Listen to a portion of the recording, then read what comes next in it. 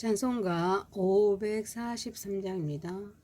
어려운 일 당할 때 나의 믿음 적으나 의지하는 내 주를 더욱 의지합니다. 세월 지나갈수록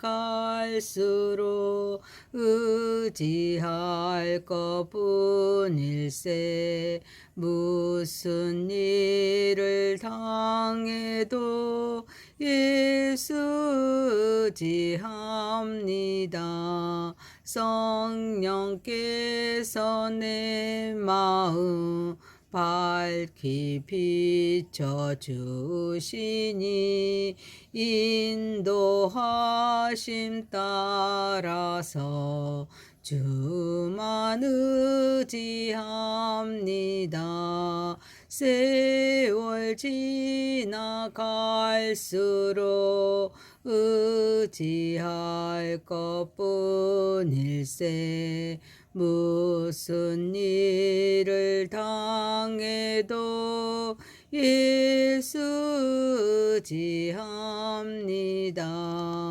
밝을 때의 노래와 어두울 때의 기도로 이태할 때 도움을 주께 간구합니다.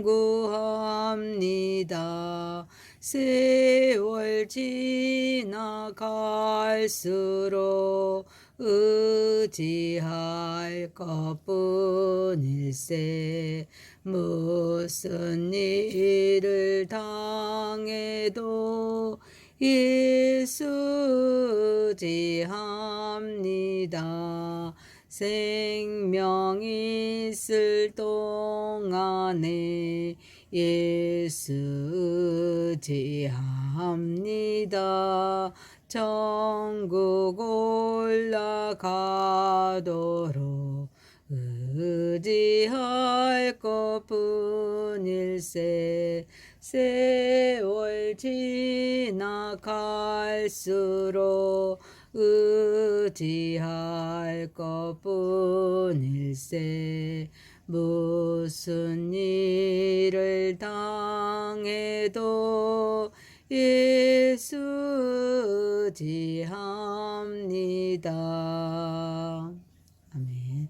전능하사 천지를 만드신 하나님 아버지를 내가 믿사오며 그의 아들 우리 주 예수 그리스도를 믿사오니 이는 성령으로 잉태하사 동정녀 마리아에게 낳으시고 본디오 빌라도에게 고난을 받으사 십자가에 못 박혀 죽으시고 장사한 지 4일 만에 죽은 자 가운데서 다시 살아나시며 하늘에 오르사 전능하신 하나님 우편에 앉아 계시다가 저리로서 산 자와 죽은 자를 심판하러 오시리라. 성령을 믿사오며 거룩한 공의와 성도가 서로 교통하는 것과 죄를 사하여 주시는 것과 몸이 다시 사는 것과 영원히 사는 것을 믿사옵나이다. 아멘. 하나님 말씀은 창세기 43장 1절에서 15절입니다. 그 땅에 기근이 심하고 그들이 애굽에서 가져온 곡식을 다 먹음에 그 아버지가 그들에게 이르되 다시 가서 우리를 위하여 양식을 조금 사오라.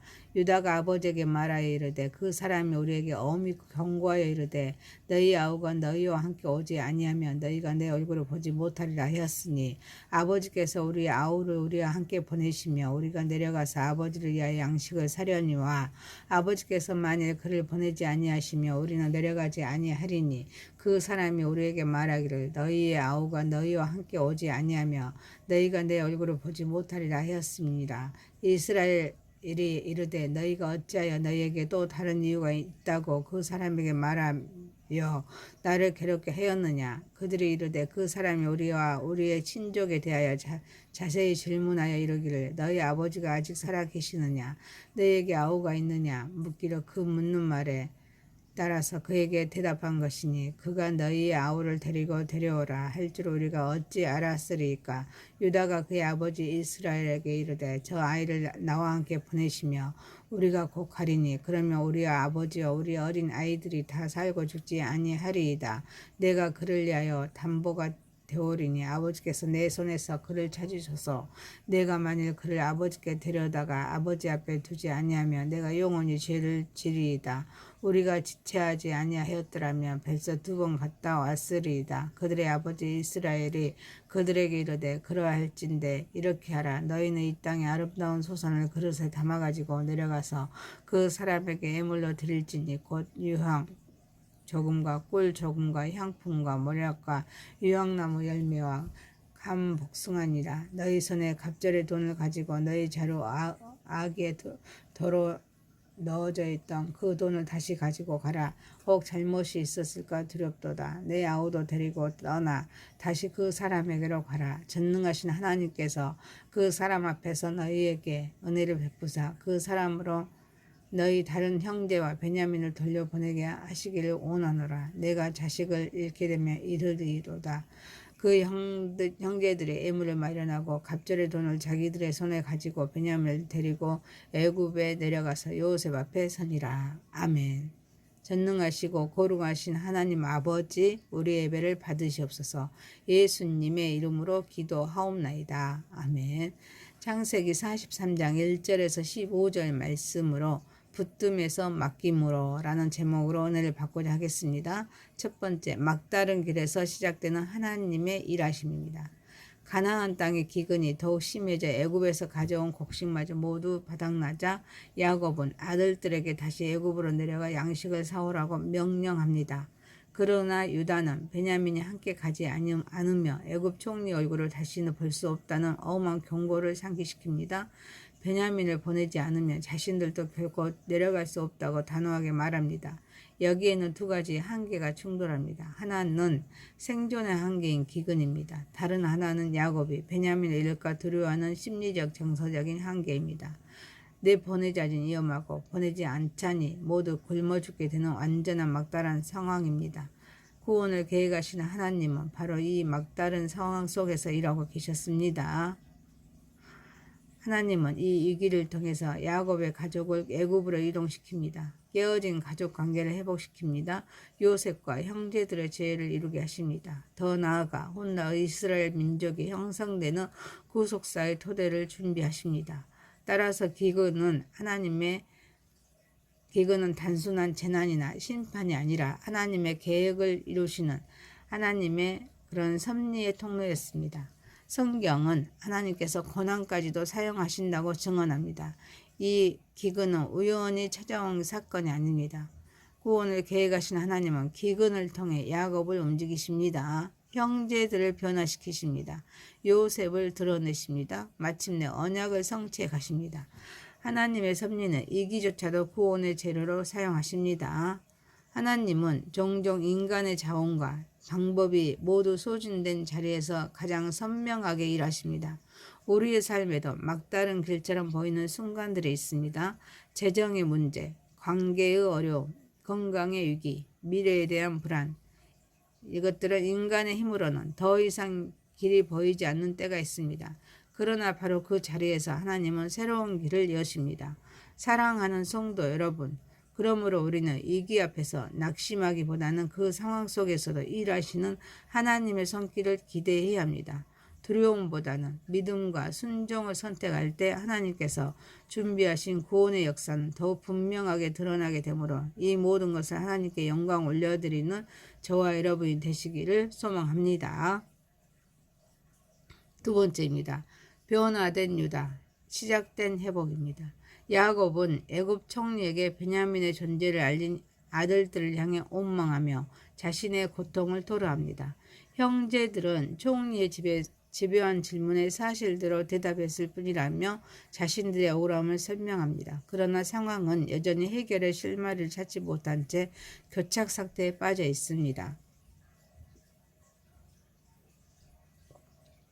생존을 위해서 애굽으로 내려가야 하지만 베냐민 없이는 갈 수 없고, 그렇다고 베냐민을 보내자니 두려움이 앞서서 막막한 상황입니다. 바로 그때 유다가 나섭니다. 그는 저 아이를 나와 함께 보내십시오. 그러면 우리와 아버지와 우리 어린 아이들이 다 살고 죽지 아니하리이다 라고 말합니다. 자신이 베냐민의 생명을 담보하겠다고 선언합니다. 또한 더 이상 지체할 시간이 없음을 강조합니다. 야곱의 결단을 촉구합니다. 이전에 유다는 요셉을 팔아버리는 일에 앞장섰습니다. 자신의 유익과 현실적 계산을 우선하는 사람이었습니다. 그러나 이제 그는 공동체를 위해 책임지고 중재하는 사람으로 변화되었습니다. 이것은 단순한 성격의 변화가 아니라 회복을 향한 첫걸음입니다. 유다는 단순히 현실적인 제안을 한 것이 아닙니다. 그는 공동체의 생존을 위해서 아버지를 위해 그리고 다음 세대를 위해 자신을 내어놓았습니다. 그의 변화는 인격적인 회복을 넘어서 신앙 공동체 안에서 시작되는 회복의 상징이 됩니다. 특별히 그는 베냐민 대신에 모든 책임을 자신이 지겠다고 말합니다. 이러한 유다의 모습은 장차 오실 예수 그리스도의 대속 사역을 예표하는 원형적인 그림으로 볼 수가 있습니다. 구원을 완성하신 예수님께서는 죄인인 우리를 위해서 친히 담보가 되셨습니다. 우리 대신에 죄의 책임을 짊어지셨습니다. 유다가 베냐민을 위해서 대신 서겠다고 한 것처럼 그리스도께서는 우리를 위해 중보자가 되셨습니다. 그러므로 유다의 담보 서약은 단순한 가족의 책임 선언이 아닙니다. 공동체를 위한 희생적인 책임과 대속의 그림자를 보여주는 장면입니다. 구원을 계획하신 하나님은 사람의 내면을 변화시키십니다. 잃어버린 관계를 회복시키십니다. 깨어진 공동체를 다시 하나 되게 하십니다. 회복은 환경이 먼저 바뀌는 데서 시작되지 않습니다. 사람의 변화에서 시작됩니다. 우리 안에서도 과거에 그런 유다가 있습니다. 책임을 회피하고 자기 중심적으로 판단하면서 두려움과 계산 속에서 다시 살아가는 모습이 있습니다. 그러나 하나님은 사람을 변화시키십니다. 사랑하는 성도 여러분, 그러므로 우리는 원망보다 책임을 선택해야 합니다. 공동체를 살리는 사람이 되어야 합니다. 과거 실패에 묶여 살아가지 말아야 합니다. 오히려 다른 사람의 짐을 함께 지고 대신 책임지는 믿음의 사람이 되어야 합니다. 변화된 유다가 회복의 시작이 되었듯이 오늘도 하나님은 책임지는 한 사람을 통해 가정과 공동체를 새롭게 하심으로 이 모든 것을 하나님께 영광 올려드리는 저와 여러분이 되시기를 소망합니다. 세 번째입니다. 붙듦에서 맡김으로. 더 이상 버틸 수 없는 기근, 유다의 단호한 설득 앞에서 야곱은 마침내 베냐민을 붙잡고 있던 손을 놓기로 결단합니다. 그는 아들들에게 가나안의 가장 귀한 소산을 예물로 준비하게 합니다.